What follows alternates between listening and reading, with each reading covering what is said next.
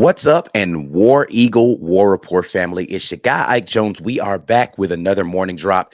This morning, we are talking about key matchups as the Auburn Tigers head to Fayetteville to face off with the Arkansas Razorbacks.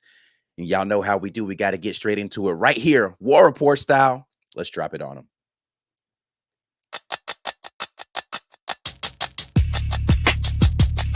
You are now listening to the War Report. Drop. Morning drop. It is a Wednesday. I almost forgot what day it was. It's a Wednesday morning, November the 8th, and we are here. You got Ike Jones, Mike G in the place to be, talking a little Auburn football this morning. Mike, we watched the basketball game last night. We'll get into the basketball game a little bit more tonight. But today this morning we're talking football. We'll get into you guys' basketball stuff. And I had a little opportunity to get into a post game or whatever. We'll talk more basketball tonight. Before we get into the conversation about Arkansas and the football situation, y'all know what you need to be doing, sharing the video at the War Report on all social media so that we can know that you guys are sharing it. I appreciate everybody who continues to do this, sharing it and letting us know that you made that share. Like the video if you're in here, give us that thumbs up, subscribe to the channel if you haven't already. You're out there ghost watching. It don't cost nothing to subscribe. Listen, nobody's gonna know that you secretly love the War Report or you love to hate us. Go ahead and hit that sub button, man. It's all good. And if you're out there in the land of podcasts listening to this, then go ahead and give us a 5-star review and share that with somebody. Can't believe what these guys are saying. Do you hear that they actually think that Auburn should I don't know, whatever y'all think we said. Just share it and tell us why we're stupid. But yeah, let's get into the conversation. Mike G, first and foremost, how you feeling, man? You feeling all right this morning, dude? Yeah, feeling good. Look, we had, like you mentioned, we had Auburn basketball last night. We'll talk more about that tonight. They didn't win, but it was, I think, a good start for Bruce Pearl and his squad. They definitely found scoring, Ike, and I think that's something a lot of people have been asking for the last couple of years. Where is the shooting? They found some last night. I think they played a good team. First game of the season. Auburn basketball will be just fine. Yes, indeed. Yes, indeed. We're going to talk key matchups, though, today, Auburn versus Arkansas. And let's start with the Auburn defense going against this Arkansas offense that's going to look different than it has for the vast majority of this season. Really only one game sample size under the new interim offensive coordinator. Coach Hugh Freeze talked a little bit about how they seem to be more in alignment with what they were doing last season because the guy who's calling plays has ties to last year's OC. Just thoughts on what Auburn needs to do defensively to be able to, and what's the key matchup for you when you're looking at Arkansas play against Auburn? Look, Auburn's secondary versus, their passing game. They're terrible on offense. They're bad. Statistically, they have found their way to the bottom of the conference in total yardage. They're not good. I don't know. After the start that Auburn had the SEC play, I don't know if they could have asked for an easier stretch after Ole Miss. Yeah. An easier stretch of bad games. Started with Mississippi State, Vanderbilt, playing in a junior high stadium, and then Arkansas, who, although it is on the road and it will be a tougher environment, I think, than Nashville was, not good. Dude, they're just not good. So, Arkansas fans don't agree, by the way. And I told you guys the other day, Arkansas fans gonna pull up they don't whenever agree you about whenever you mention Arkansas, they're gonna pull up. Arkansas fans in the comments have told me we are crazy. We don't know anything about Arkansas football. And one person said that they're one third down stop or something like that's some crazy thing about we're closer to 6-3 than we are. I'm like, okay, you haven't won a game in the SEC. Congratulations. Listen, the record is what we own the fact that our record is what it is. What it is. Yeah, right. If we do this in this game and you do this in this game, we might. Your record is what it is, man. I didn't play the games, but the stats bear out the fact that you're not good. Like, what are you talking about? Yeah, the record, the stats, all of it, it's all just terrible. Like, look, outcomes, right? At this point in the season, you're judged by outcomes, right? The we're closer to argument is something that people use mid to early season. We're on the back half of the season, man. Right. You are judged by outcomes, and the outcome is Auburn is averaging 300. Arkansas is averaging 325.3 yards per game, which is dead last in the conference, right? And somehow worse than Auburn. Right? Auburn has not been good at only 355.4 yards per game. And that is ballooned in large part by like two cupcakes. Right. At Vanderbilt. So in my mind, I'm just thinking like, hey, look, I know they beat Florida last week and people wanted to find some hope. And I'll never fault any fan of their team for trying to find hope. Also not fault other people for speaking truth about your situation. And your situation is that you've been allergic to winning so far this season. Right. A lot of Auburn fans will tell you they were struggling. And if you listen to the right fans, they'll tell you they're not sure the struggle is over, more so than the opponents have just not been good. So here's what I won't pretend. I won't pretend like this is a good matchup between two tough teams. Right. Hear me out. Offensively, these are two bad teams. Yeah. I mean, listen, the stats are what they are. Yeah, right. Defensively, I like if we're taking one's offense versus the other's defense, I like Auburn's defense in this one. Right. I think that is going to be the key to winning this game for them. And we'll see if that bears out. Look, sell out to stop the run, force KJ Jefferson to throw the ball against the strength of your defense, which is your secondary. That's it. Those guys have been coming up with interceptions all year. Right. And so, again, I'm going to repeat this. At this point in the season, you are what you have repeatedly done up to this point. Right. What those guys have repeatedly done is force turnovers every single game. They're on a crazy streak right now. Yeah. They've gotten interceptions. They forced fumbles. They've done their job. And they've not allowed a ton of points in SEC play to their opponents, all things considered, with the offense losing time of possession as much as they've been in every single game, including LSU. At halftime was only a 10-point lead. I got blown out in the second half. But, that offense is going to do that, was going to do that to a lot of people this year. I mean, they've got, in my opinion, the Heisman winner at quarterback.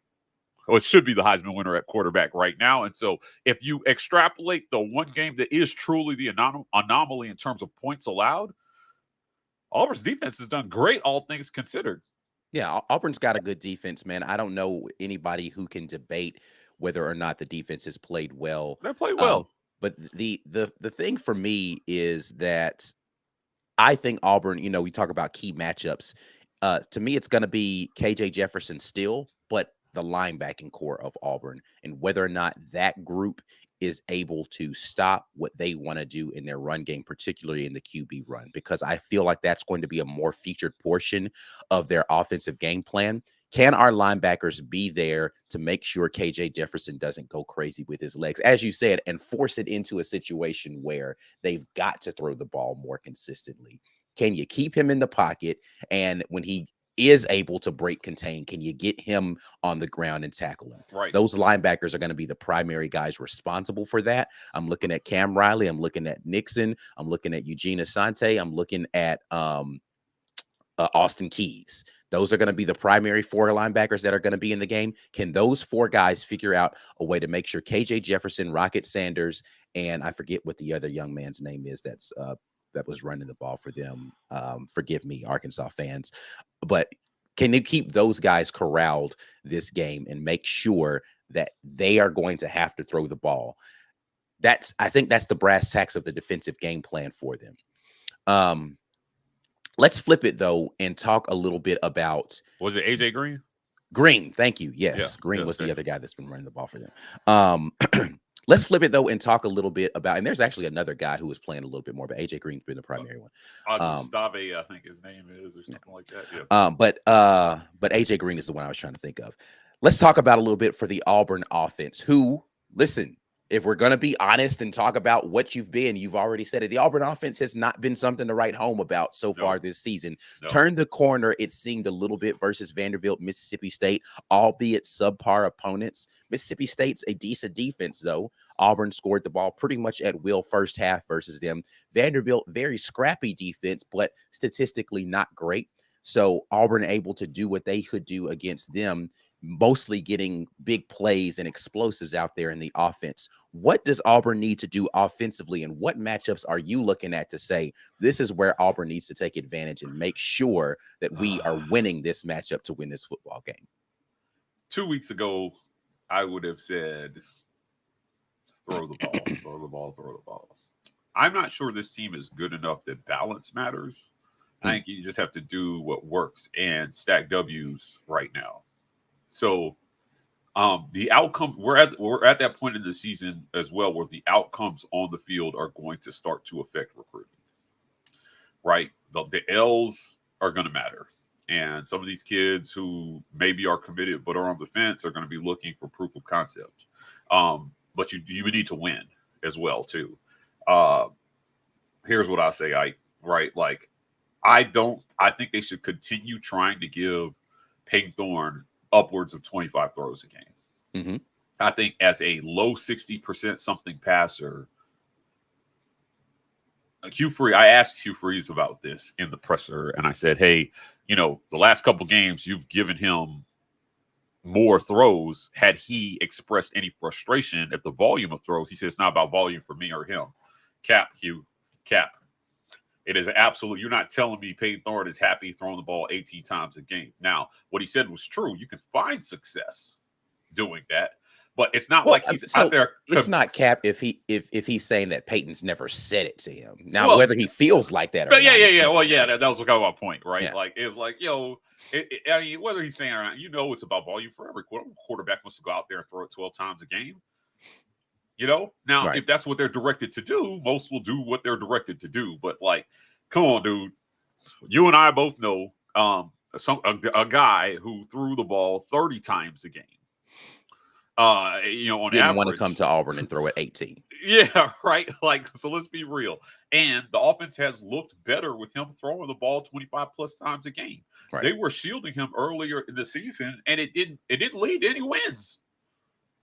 So my whole thing is you probably could have just let him sling it a little bit more. It didn't help you. You lost those games. So throw the ball. Let him throw the ball 25 plus times a game at this point and live with the outcome. Yeah. Right? You can still give him that many throws and run the ball substantially more. I think the balance against Vanderbilt was something like 55-45. Mm-hmm. They had 37 runs to 27 passes. I think that's okay. I would like to see more volume on both ends, closer to 70 plays a game. Yeah, I mean, well, that's going to be contingent on them not getting all right. 3 and outs, Sure. right? Sure. But this is where we're at, man. I can't say it enough, dude. This offense in year one has been disappointing. Yeah, I mean, it has been disappointing. Yeah. And, the whole wait till he gets his guys argument, I think, is an excuse and a cop-out. And I think that they have to own responsibility for the results. It's not to say they won't fix it next year. Sure, they'll fix it. But I think Auburn may be in a tough situation after the season. So, use these last 3 games to try to get the ball to your playmakers, and get this offense at least to a point where going into the Iron Bowl, there's some enthusiasm and some belief that you will go in and put up the fight of your life for the fans that will show up and support you. They've done a great job so far this year showing up in spite of the outcomes in my book. Yeah, I think Auburn fans are going to show up and be there, particularly for the Iron Bowl regardless. But in terms of matchups for me, it's going to be about the run game. And you mentioned that already, Mike, about hey, I don't know what the volume of throws is going to be. Can we find success in the run game? Because to me, that's really been the essential catalyst, right? The long run from Jarquez Hunter, the explosives that we were able to get in those regards have forced teams to, they're already doing a lot of run blitzing. I think Arkansas is going to come into this game and take the second half Mississippi State strategy and the effective plays of what Vanderbilt did against our run and just say, we're sending both linebackers. We're sending a safety. They're going to run blitz the absolute dog crap out of this offensive line. and force Peyton Thorne to find ways to check out of that stuff and figure out whether or not he can get to something else on those reads, our offensive line is going to have to be able to handle those run blitzes effectively, and the blocking, particularly on the exterior for our runs, whether we're going to be doing speed sweeps or we're going to be doing the quick throws to the wide receivers and that bubble screen stuff that we like to do. That's going to be where Auburn's got to be effective. Yeah. Can you get something happening on the exterior? Because Arkansas is going to try to take away the interior run. So I'm looking at Jeremiah Cobb in this game on the speed sweep. I'm looking at Brian Battie potentially on some of that stuff where we're going to be maybe do some quick screen game to running backs. And then the blocking from the tight ends and wide receivers on the external. Can we figure out how to generate a run game? And I'm using quotation marks to say that is not necessarily in between the tackles, because I think Arkansas is going to put a concerted effort to take that away. Can your short passing game be your supplementary run? Can you run on the outside and block well enough to make them have to play you honest inside the box? I think that's going to be crucial for Auburn in this game. Yeah, agreed. It's going to be KJ Jefferson is the key, I think, to Arkansas for this one, right? He's got to have a good game. I don't think he can have a mediocre game and they win against this Auburn defense. So, game plan around stopping him, like you said, containing him and the run, and make him beat you with your arm, right? With his arm. Yeah. It's that simple for this Auburn defense. They've been dogs all season. Ron Roberts has done a great job with that squad. And a great many of them don't have any eligibility left. So go out there and play like it's your last game, for the last three. And I expect a positive outcome for Auburn on Saturday. Looking forward to seeing how they've decided to attack these matchups. We're going to get into some of your comments. Before we do, we definitely want to get a quick word from our show sponsor, Lynch Toyota of Auburn, the area's premier Toyota dealership, serving the Auburn area for over 20 years. All Toyota certified pre-owned vehicles come with a lifetime brakes and battery replacements, as well as a 100,000-mile warranty.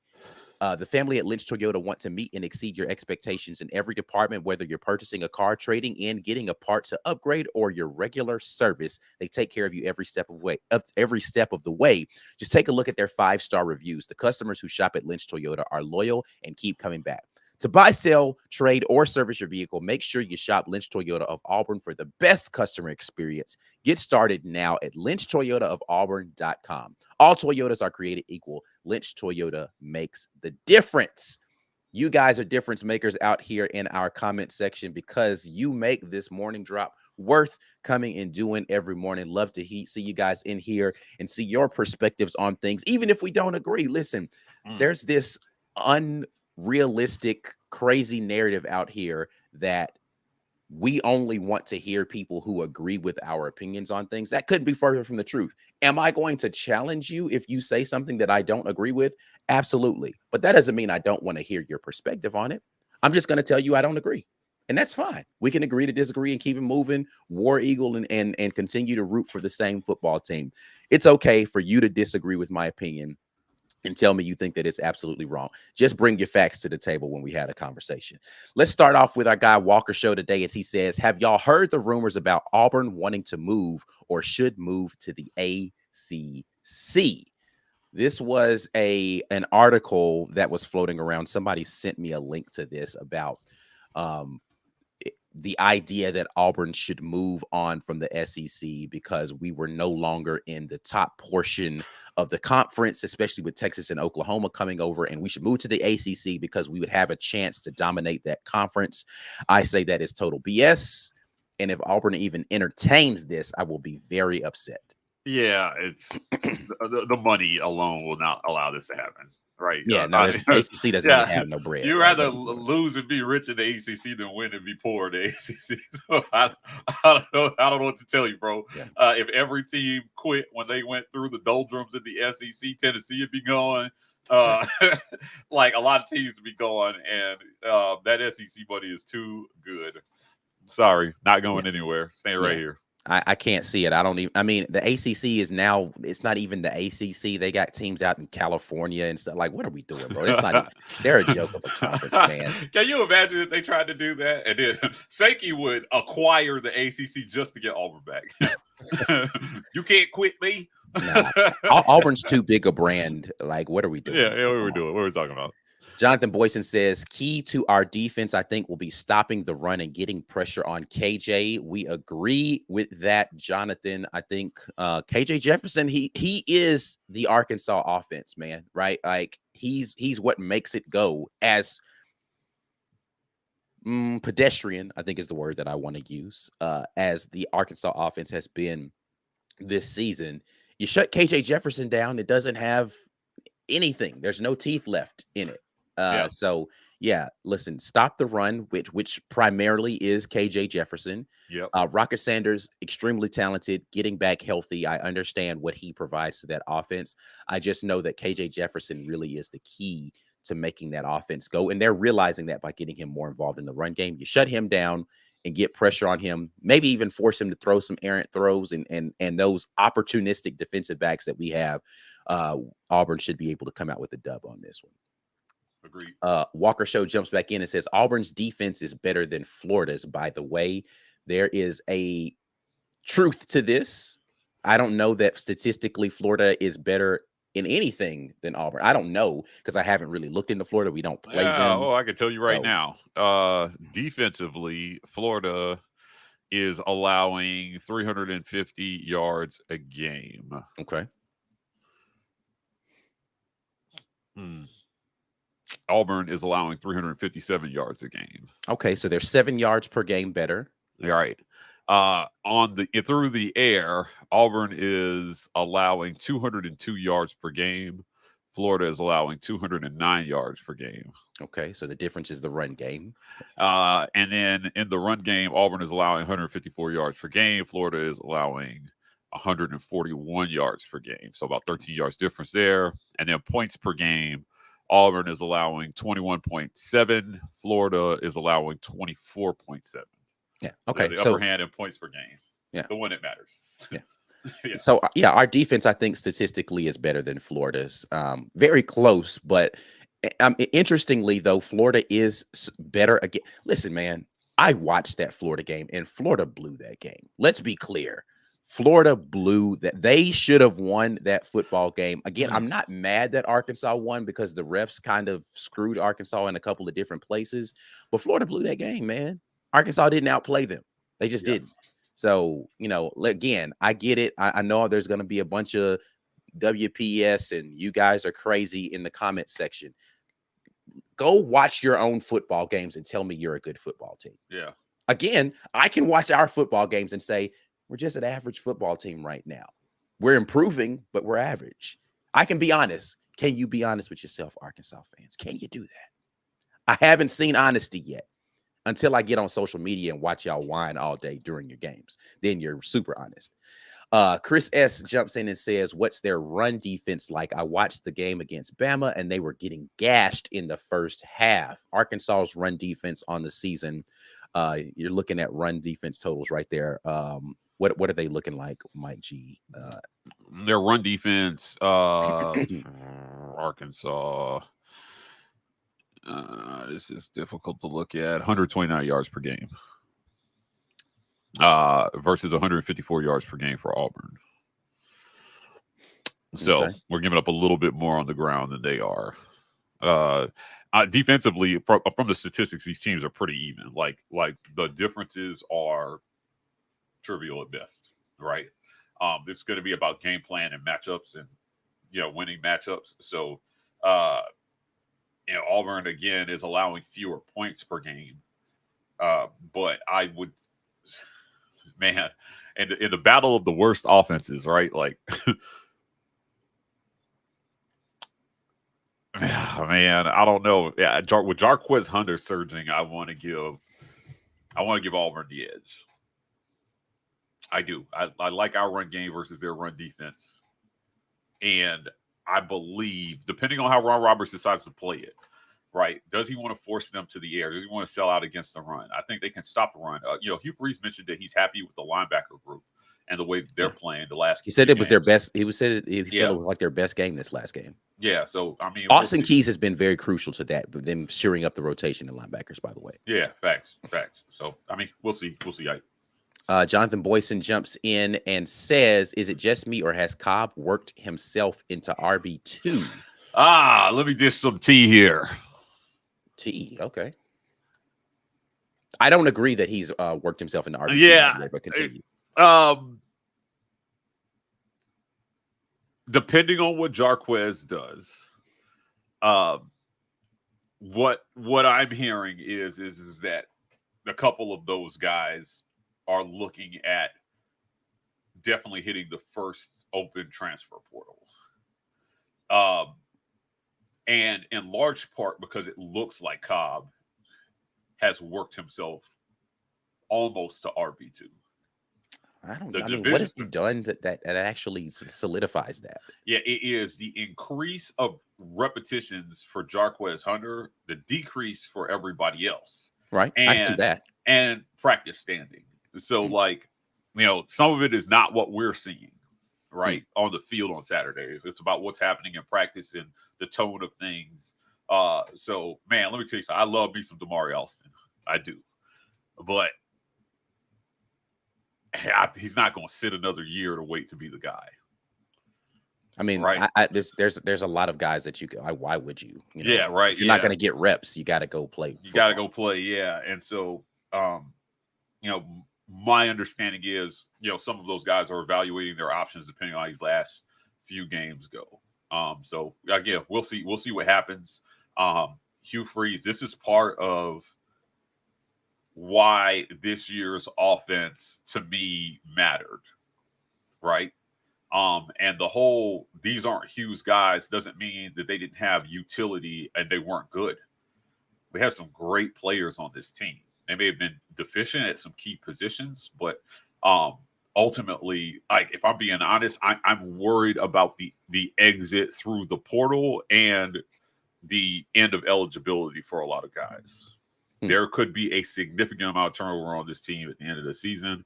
And regardless of what you're bringing in through recruiting and the portal, it's not a place you want to be when you're losing potential producers and guys who keep competition in practice high, right?